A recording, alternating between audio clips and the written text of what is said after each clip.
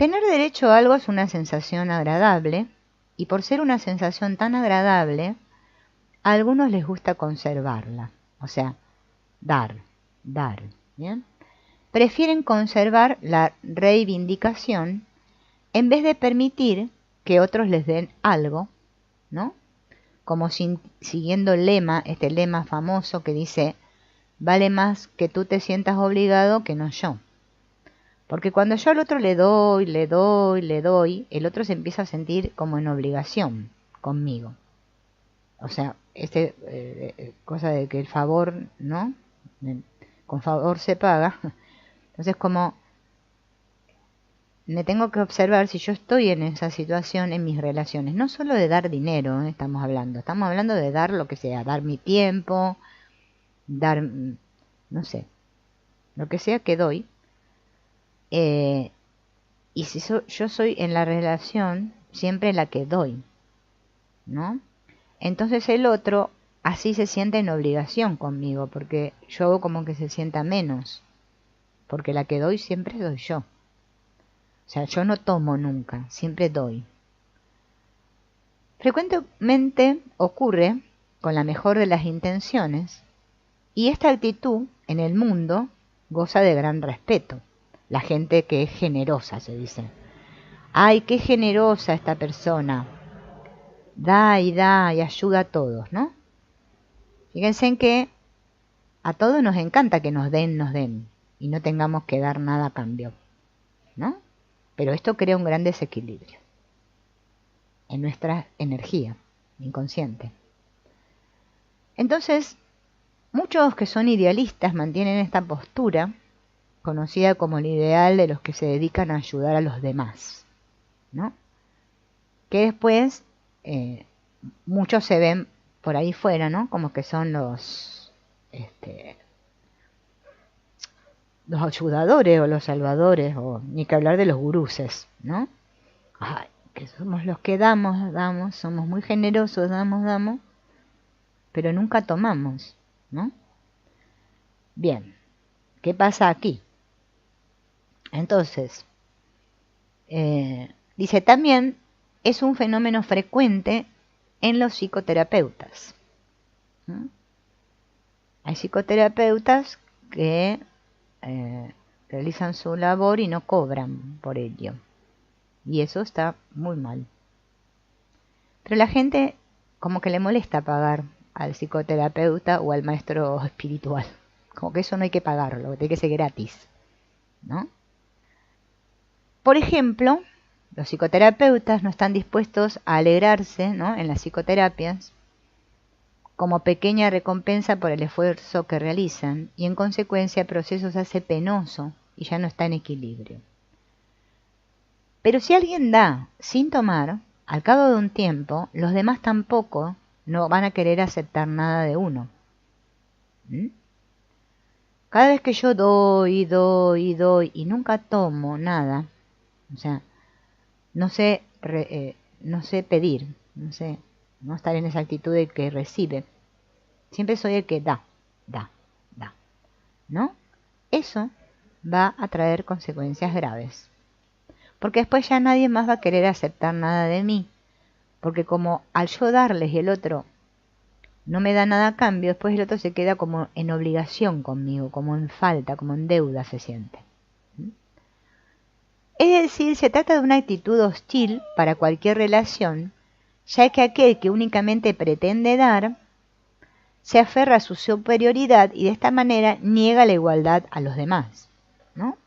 Cuando nosotros damos y al mismo tiempo tomamos del otro algo a cambio, mantenemos el equilibrio y no nos sentimos superiores a nadie. Pero si yo solamente doy y no quiero tomar, es que me estoy creyendo que yo soy superior a los demás.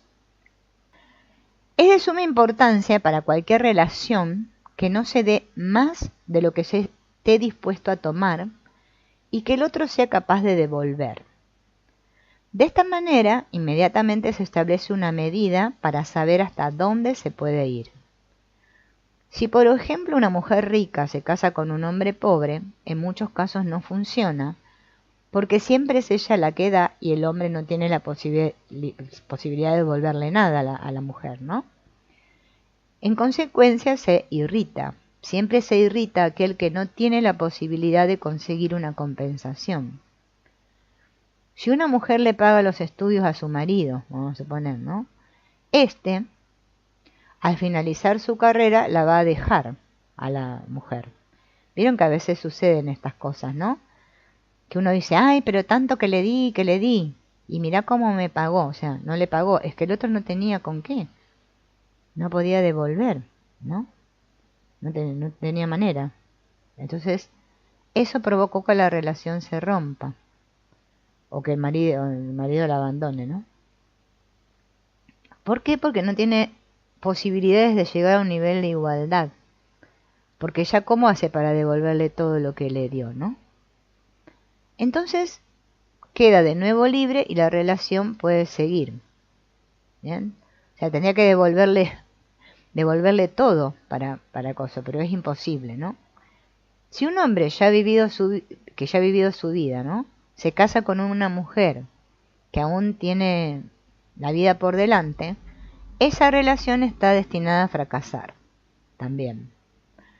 La mujer se va a vengar del hombre. El hombre sabe que ella tiene el derecho de hacerlo y por lo tanto tampoco interviene. Naturalmente, lo mismo es válido a la inversa. ¿Vieron estas relaciones de pareja, ¿no? Del hombre grande con mucha experiencia que se casa con la mujer joven que tiene toda la vida por delante. Bueno, están destinadas a fracasar esas relaciones. Ese era el asunto entre dar cuando yo doy y no tomo. No pongas la pata ahí. Cuando yo doy y no tomo. ¿Bien? ¿Qué va a pasar? Eso va a traer fracasos en todas mis relaciones. Me relacione con quien me relacione, ¿eh? Acá estamos hablando de todo tipo de relaciones. Pero bueno, la de pareja es en la que más se nota. La que más se da. Porque eso crea un desequilibrio. Porque no puede ser que haya uno que dé todo y el otro no dé. Siempre tiene que ser doy y tomo. Doy y tomo. Tiene que ser un intercambio. Pero también están aquellos que se niegan a tomar. ¿Por qué? Hay personas que no quieren aceptar nada de nadie. Aunque les parezca increíble. No. Yo no necesito nada de nadie, ¿no? Es una negativa a tomar. ¿Por qué? Porque creen que negándose a tomar, conservan su inocencia. En un caso así, no están obligados a nada y muchas veces se consideran especiales o mejores. Sus vidas, sin embargo, solo funcionan al mínimo y en consecuencia descienden vacíos y descontentos. Esta actitud se encuentra en muchas personas depresivas que se limitan en su disfrute de la vida. Porque el tomar no es solo tomar el dinero, estamos hablando siempre de tomar lo que me dan los demás, ¿no? Lo que me ofrece, la vida. Porque también es una actitud ante la vida. Ay, no, este gusto no me lo voy a dar, de esto no voy a disfrutar, aquello no voy a hacer, ¿no? Que se limitan en todo, personas que se limitan en todo, se niegan a tomar. ¿Por qué? Porque se negaron inicialmente a tomar a sus padres, ¿bien? Entonces más adelante, esa negativa a tomar a mis padres, y vuelvo a repetir que ahora lo vamos a ver lo que es tomar a los padres, porque después hay confusión con esto. Tomar a los padres significa que yo reconozco o asiento, ¿sí? O digo sí a la vida, o sea, sé que yo estoy en esta vida gracias a esos dos seres que me trajeron al mundo. ¿Bien? Eso no quiere decir que yo me relacione en la forma con mis padres, sino que reconozca mi origen, o sea, vine de una unión entre un óvulo y un espermatozoide X, de XY, bueno, XY secundario, y de ahí nací yo, de ese vínculo, ¿no? Esa energía que provocó esa unión, esa fuerza del espíritu, llámenle como quieran, eso es lo que yo tengo que tomar. Si yo no tomo eso, entonces voy a tener estas dificultades, me voy a negar a tomar, a disfrutar la vida. Entonces después voy a decir, ay, no sé por qué me deprimo, qué deprimido que estoy. Claro, porque es que no estamos en un sí a la vida. Cada vez que no tomamos a nuestros padres, estamos en una negación a la vida. La vida no vale nada, ¿no? Entonces, obviamente que esta actitud de no haber tomado a los padres, después la vamos a traspasar en todas nuestras otras relaciones y a todas las cosas buenas del mundo. Entonces nada me va a venir bien. ¿Vieron que ese dicho que dice, no hay que le venga bien? Bueno, dice otra palabra, pero la voy a decir.